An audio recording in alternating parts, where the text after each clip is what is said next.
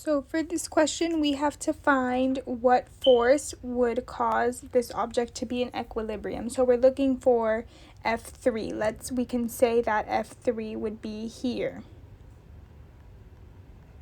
And this would cause it to be in equilibrium. This is just an example, it's not exact.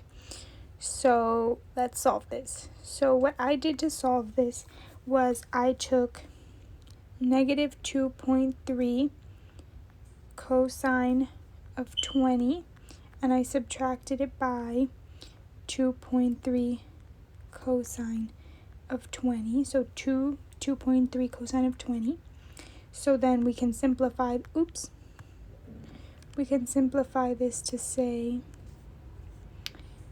negative 2 times 2.3 cosine 20. And if we solve this, we'll see that it's negative 4.6 cosine of 20. And let's set this equal to 0. So this is what we have now. And what we're going to do is we're going to add 4.6 to both sides.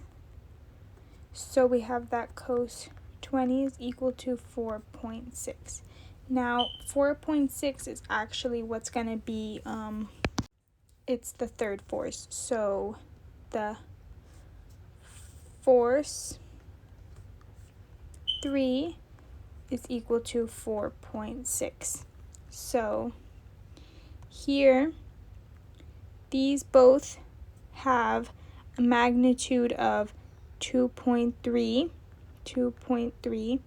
So the F3 would have to be in this direction with a magnitude of 4.6 in order for it to be equilibrium.